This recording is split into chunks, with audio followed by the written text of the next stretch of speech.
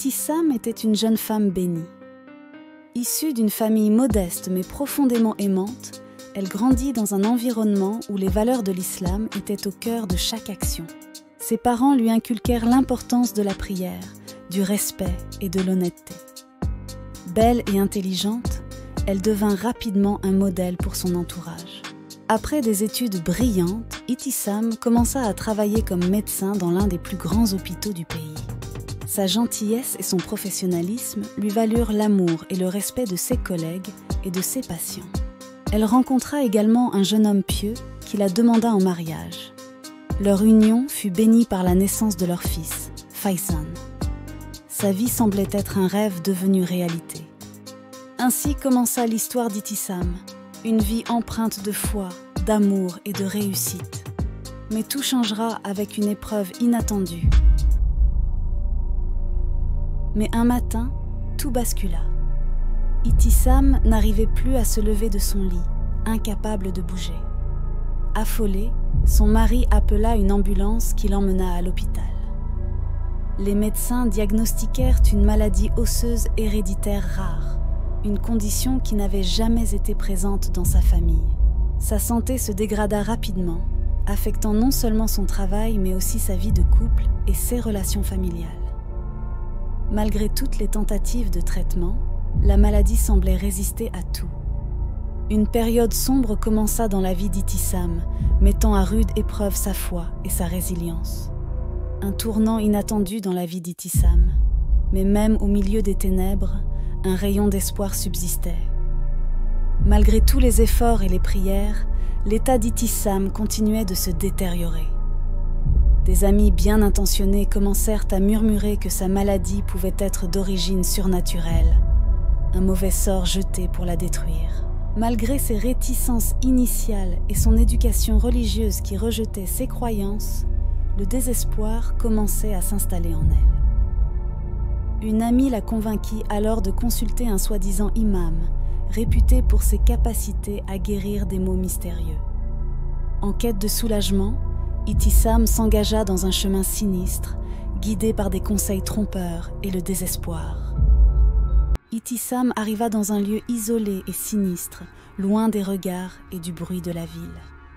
La maison du soi-disant imam était vieille et délabrée, entourée de silence et de mystère. À l'intérieur, l'atmosphère était oppressante. Le soi-disant imam, avec un regard perçant, l'accueillit. Ses méthodes étaient étranges, loin des enseignements de l'islam. Il lui demanda de suivre des rituels douteux, affirmant que cela la guérirait.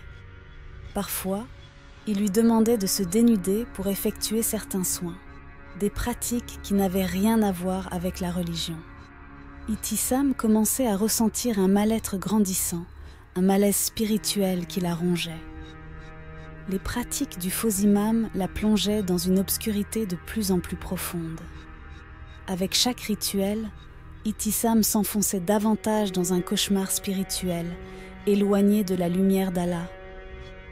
Rapidement, des manifestations démoniaques commencèrent à se manifester chez Itisam.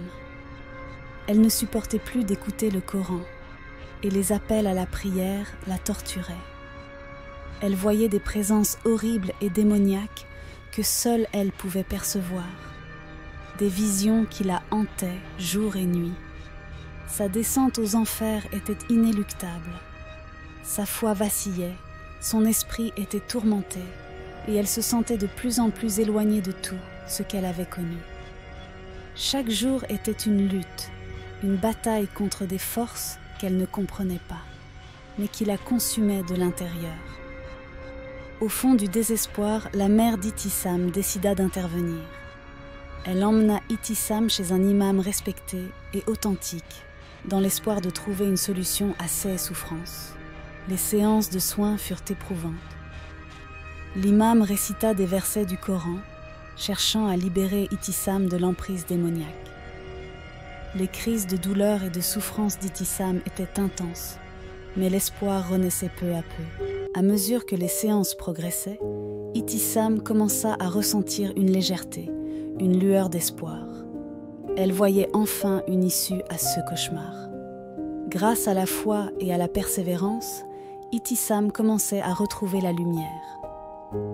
Ibtissam se sentait de mieux en mieux. Elle pouvait à nouveau se déplacer, aidée d'une béquille, et reprenait son traitement contre sa maladie osseuse héréditaire. Elle était beaucoup plus heureuse et confiante pour son avenir. Sa foi en Allah, bien que mise à l'épreuve, était plus forte que jamais. Chaque jour était une nouvelle bénédiction, une opportunité de se rapprocher de sa foi et de ceux qu'elle aimait. En surmontant cette épreuve, Ibtissam avait non seulement retrouvé sa santé, mais aussi une foi renouvelée et inébranlable. Ibtissam avait traversé les ténèbres et en était ressortie plus forte, avec une foi inébranlable en Allah. Comme le rappelle le Coran, « Ô vous qui croyez, cherchez secours dans l'endurance et la prière. Certes, Allah est avec ceux qui sont endurants. » Sourate Al-Baqarah, chapitre 2, verset 153. Et sur les amis trompeurs, « Ô vous qui avez cru, ne prenez pas comme alliés des gens en dehors de vous-même. Ils ne manqueront pas de vous causer du tort. » Sourate Al-Imran, chapitre 3, verset 118. Enfin, rappelons-nous que c'est Allah qui donne la santé et la guérison. Et quand je suis malade, c'est lui qui me guérit. Sourate Ash-Shu'ara, chapitre 26, verset 80. Merci d'avoir suivi l'histoire d'Ibtissam.